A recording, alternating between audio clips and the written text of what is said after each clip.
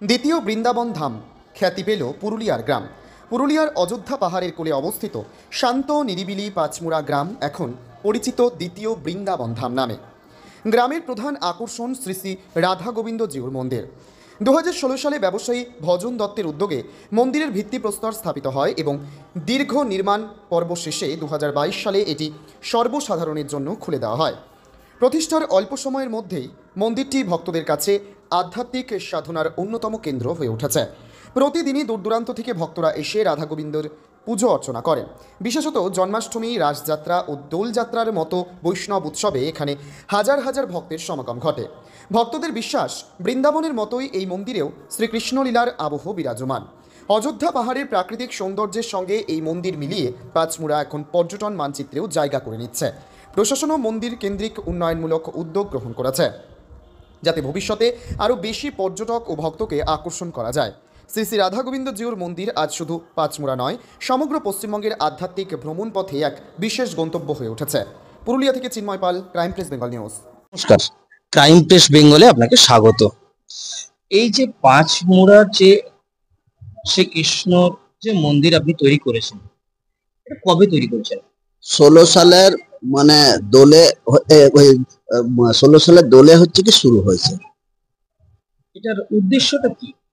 উদ্দেশ্য কিছু নয়, আমরা একবার হচ্ছে কি ব্যবসা সূত্রে হচ্ছে কি বৃন্দাবন গেছিলাম। বৃন্দাবন থেকে ঘুরে এসে বা ওইখানেই মনে হয়েছিল যে ঠাকুর যদি আমাদের ওখানকে যেত তাহলে আমাদের অনেক লোকই দর্শন পেত। কেননা এখানে বৃন্দাবন আর কত লোক, ইউপির বৃন্দাবন তো, তাহলে কত লোক যেতে পারবে আসতে পারবে, অত সম্ভব নয়।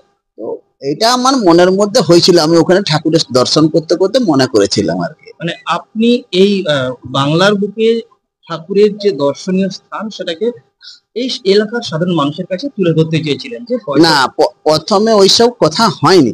এটা মনে হয়েছিল যে ওখানে ঠাকুরকে দেখে আমি খুব আমার খুব ভালো লেগেছিল এক কথায়। তো ঠাকুর, আপনি তো ভালো জায়গায় আছেন, ভালো ইয়াতেই আছেন, আমাদের এখানে কটি মানুষ আপনাদের এখানকে আসতে পারবে আপনার এখানকে। তো তখন যদি আপনি আমাদের এখানকে যান তাহলে খুব ভালো হয়, কেননা আমাদের অনেক মানুষেরই দর্শন পাবে।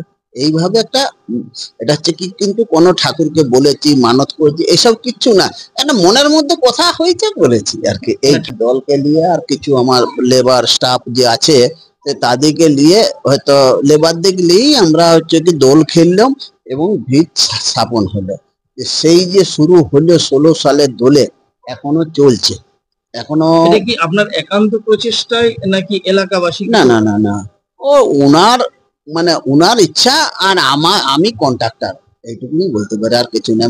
কথা বাংলায় বলেনি যে ওনাকে হচ্ছে কি দিয়ে করানো হবে, তো তেমনি উনারই ইচ্ছা, উনি সব করছেন, আমার হাত দিয়ে আর কি, যে আমি এটা এই দায়িত্বটা। এই ক্ষেত্রটাকে আপনি দ্বিতীয় বৃন্দাবনের ক্ষেত্র হিসেবে তুলে ধরতে চেয়েছেন মানুষের কাছে? না, আমি দ্বিতীয় বৃন্দাবন বলে বলিনি, কিন্তু যখন এইসব দেখলো আর করলো তখন ভক্ততেই নাম দিল দ্বিতীয় বৃন্দাবন। আমাকে কতটা এরিয়া আমি একটা মনে করেছিলাম যে ওই বৃন্দাবন তো সবাই যেতে লাগবে, তাহলে এখানে একটা বৃন্দাবনের মতন হোক একটা, তাহলে সবাই দর্শন করতে পারবে, এইভাবেই কথাটা। 16 সালে হচ্ছে কি বলে রথে এই দোলে শুরু হয়েছিল, আবার 22 সালে রথে হচ্ছে কি উদ্বোধন হলো।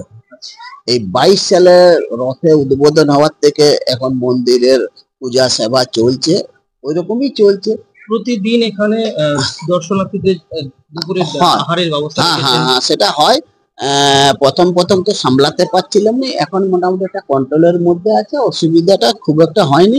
টুকটাক হয়নি একবার, আমি অস্বীকার করবো কেন। তো এটাকে কিসে ওই অসুবিধাটা না হয় তার ব্যবস্থাটা আমি মনে মনে ভাবছি, আস্তে আস্তে করে এগোচ্ছি। এই মন্দিরের যে নকশা, এটা কোনখানের মিস্ত্রি তৈরি করেছে? মিস্ত্রি আমাদের এই বাঁকুড়া জেলারই মিস্ত্রি।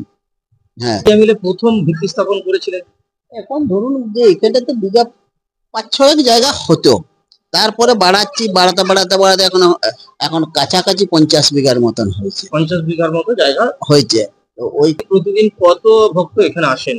শুনুন, এখন যায় বেশি না হলেও এমনি 2-4 হাজার আসে। 2-4 হাজার প্রত্যেক দিন ভক্ত হ্যাঁ আসেন। হ্যাঁ হ্যাঁ, সকাল থেকে রাত এর পর্যন্ত। কি সময়সূচি কিছু আছে, খোলা বন্ধের কোনো হ্যাঁ, সময়সূচি আছে আছে আছে আছে আছে, বলতে কি 1টার সময় মন্দির বন্ধ হয়ে যায়, ঠাকুরের রেস্ট হয়, 4টার সময় খোলা হয়। আচ্ছা, 1টা থেকে 4টা পর্যন্ত হ্যাঁ, মন্দির বন্ধ থাকে। আর সকাল বেলাতেই হচ্ছে কি 4:30 4টার থেকে ওটা হচ্ছে কি বলে মঙ্গল আরতি শুরু হয়। ওই মঙ্গল আরতির থেকে মন্দির 1টা পর্যন্ত খোলা থাকে, আবার 1টার থেকে 4টা বন্ধ হয়, বন্ধ 4টার থেকে। এবারে ভক্ত যতক্ষণ থাকে ততক্ষণ, মানে তবু তো একটা নির্দিষ্ট টাইম আছে, রাত্রে মোটামুটি ধরে নেন মোটামুটি 10টা। আমি ব্যবসা করি। ব্যবসা করে। হ্যাঁ। ভক্তের উদ্দেশ্যে কি বার্তা দেবেন? ভক্তদের উদ্দেশ্যে আর কি বার্তা দেবো, ভক্তরা আসুক, এসে আনন্দ উপভোগ করুক, এটাই আমি চাই। আর ইয়ার থেকে আর আমি আর কি চাইবো বলুন। ধন্যবাদ অনেকটা সময় দেওয়ার জন্য। ক্রাইম প্রেস বেঙ্গল আপনাকে ধন্যবাদ।